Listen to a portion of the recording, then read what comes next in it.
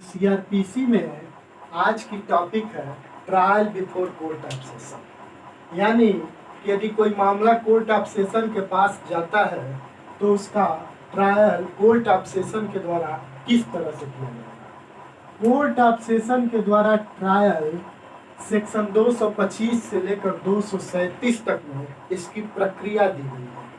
लेकिन उससे पहले हम सबसे पहले यह जानने का प्रयास करेंगे कि किस मामले का और कब कोर्ट ऑफ सेशन किसी मामले का ट्रायल करता है। सेक्शन 190 में किसी भी मामले का कोर्ट के द्वारा संज्ञान लिया जाता है। कोई भी किसी भी मामले का संज्ञान या तो मजिस्ट्रेट फर्स्ट के द्वारा या तो यदि सीजेएम उसे सशक्त कर दे तो मजिस्ट्रेट सेकंड के द्वारा लिया जा सकता है। इट मीन्स किसी भी मामले का संज्ञान सबसे पहले या तो मजिस्ट्रेट फर्स्ट के द्वारा या तो मजिस्ट्रेट सेकंड के द्वारा लिया जाएगा। उसके बाद यदि ये मामला इनके द्वारा विचारणीय होगा तो ये इनका विचारण करेंगे और दोषसिद्धि या दोषमुक्ति करेंगे। लेकिन यदि कोई मामला इनके द्वारा विचारणीय नहीं है, इनके पावर से वह बाहर का मामला है, तो वह मजिस्ट्रेट जो है सेक्शन 209 के तहत मामले को कोर्ट ऑफ सेशन के पास भेज देता है। यानी सेक्शन 209 के तहत मामले को कोर्ट ऑफ सेशन को सुपुर्द कर देता है। इसका मतलब यह हुआ कि कोई भी मामले का संचार trial direct court of session के द्वारा नहीं किया जाता, या तो और डायरेक्ट कोर्ट ऑफ सेशन के द्वारा किसी भी मामले का संज्ञान भी नहीं लिया जाता। केवल स्पेशल केस में ही कोर्ट ऑफ सेशन किसी मामले का संज्ञान ले सकता है या डायरेक्ट ट्रायल कर सकता है। जब मजिस्ट्रेट किसी मामले को सेक्शन 209 के तहत कोर्ट ऑफ सेशन को सुपुर्द करेगा तब कोर्ट ऑफ सेशन किसी मामले का ट्रायल करेगा। लेकिन हम वो स्पेशल केस भी जान लेते हैं कि कब, बड़ा ही इंपॉर्टेंट क्वेश्चन है कि कब कोर्ट ऑफ सेशन किसी मामले का डायरेक्ट कंजेबल ले सकता है, यानी डायरेक्ट संज्ञान ले सकता है और डायरेक्ट ट्रायल भी कर सकता है। इसके लिए है सेक्शन 199(2). सेक्शन 199(2) में ये बताया गया है कि यदि देश के राष्ट्रपति, प्रधानमंत्री, किसी संघ के मंत्री के खिलाफ मानहानि का मामला है और पब्लिक प्रोसिक्यूटर लिखित कंप्लेंट दाखिल करता है कोर्ट ऑफ सेशन में, तब कोर्ट ऑफ सेशन उस मामले का डायरेक्ट संज्ञान भी ले सकता है और उस मामले का डायरेक्ट ट्रायल भी सेक्शन 237 के तहत कर सकता है। तो हम सेक्शन जो 225 से लेकर 237 तक देखे थे, उसमें हम 237 में के बारे में थोड़ा सा जानेंगे कि सेक्शन 237 के तहत court of session direct trial कर सकता है। अब हम आगे आते हैं कि कौन से मामलों का 225 से लेकर 235 तक में कोर्ट ऑफ सेशन ट्रायल करेगा। तो जो मामले पुलिस रिपोर्ट के द्वारा यदि किसी मामले का कोर्ट में सबमिट किया गया है और कोर्ट यानी मजिस्ट्रेट उस मामले को कोर्ट ऑफ सेशन को सुपुर्द किया है, तो उस मामले को कोर्ट ऑफ सेशन विचारण करेगा, ट्रायल करेगा। सबसे पहले वह देखेगा कि वह उसके द्वारा विचारणीय है कि नहीं है। सबसे पहले यह अपने आप को तय कर लेगा कि मामला संज्ञेय है कि नहीं है। यदि संज्ञेय है तो ट्रायबल है या नहीं है। यदि मामला ट्रायबल है तो कोर्ट ऑफ सेशन उस मामले का विचारण प्रारंभ करेगा। अब आते हैं सेक्शन 225।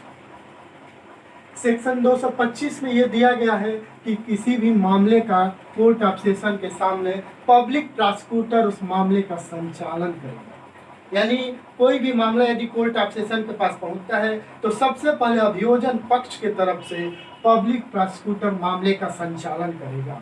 उसके बाद 226 में पब्लिक प्रोसिक्यूटर के द्वारा उस पूरे मामले को, उसके साक्ष्य को, उसके एविडेंस को कोर्ट के सामने रखा जाएगा।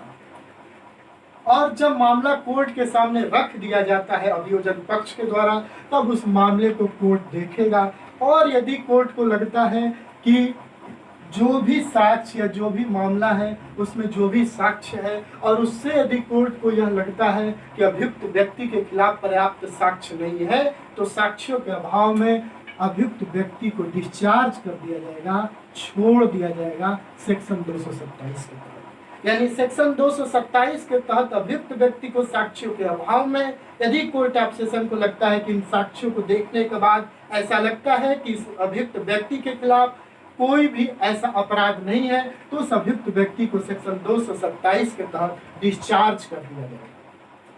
लेकिन यदि कोर्ट ऑफ सेशन को यह लगता है कि इन साक्ष्यों के आधार पर यह व्यक्ति जो है, यह अभियुक्त व्यक्ति जो है वह अपराधी है, तो कोर्ट ऑफ सेशन सेक्शन 228 के तहत उस पर आरोप का विवेचन करेगा, यानी चार्ज फ्रेम करेगा, उस पर आरोप लगाएगा और लिखित रूप में उस पर आरोप लगाया जाता है। उन आरोपों को उस अभियुक्त व्यक्ति को पढ़कर सुनाया और समझाया भी जाता है। अब जब आरोप लग गया तो उसके बाद सेक्शन 229 में अभियुक्त व्यक्ति से पूछा जाता है कि क्या आप अपराध को स्वीकार करते हैं। यदि अभियुक्त व्यक्ति अपराध की स्वीकृति कर देता है, यानी वह मान लेता है कि उसने अपराध किया है, तो सेक्शन 229 के तहत कोर्ट ऑफ सेशन वहीं पर उस व्यक्ति के खिलाफ दोष सिद्धि कर सकता है। लेकिन यदि वह व्यक्ति यह नहीं मानता है कि उसने अपराध किया है और वह व्यक्ति ऐसा अभियुक्त व्यक्ति ऐसा कहता है कि आगे विचारण किया जाए, तो सेक्शन 230 के तहत अभियोजन पक्ष को जो है साक्ष्य को रखने के लिए तिथि नियत की जाएगी। यानी सेक्शन 230 में एक ऐसी अब तिथि नियत की जाएगी, डेट निश्चित किया जाएगा, जिस डेट पर अभियोजन पक्ष साक्ष्य को कोर्ट के सामने रखेगा। अब सेक्शन 231 में जो भी साक्ष्य हो वह कोर्ट को अभियोजन पक्ष देगा और कोर्ट ऑफ सेशन उस साक्ष्य को लेने के लिए अग्रसित होगा। यदि किसी साक्षी की भी आवश्यकता है तो कोर्ट ऑफ सेशन की अनुमति से उस दिन साक्षी को भी बुलाया जाएगा और उसे सुना जाएगा, उसकी परीक्षा या प्रति परीक्षा जो भी होना होगा वह होगा। अब सेक्शन 232 में